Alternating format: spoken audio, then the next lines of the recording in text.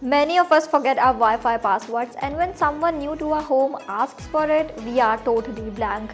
Happened to me so many times and I did not have an idea how to find the password.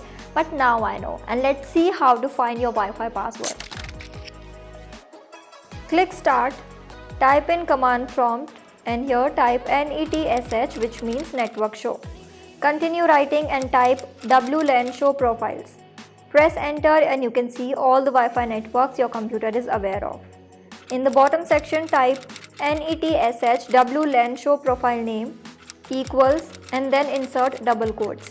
And here type your Wi-Fi network name, then close the quotes.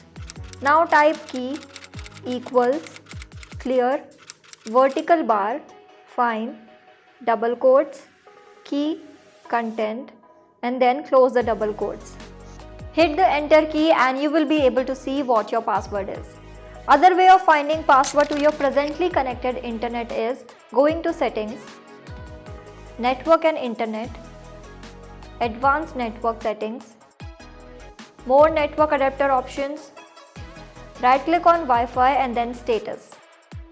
Go to wireless properties and in security tab mark show characters and you will be able to see the password.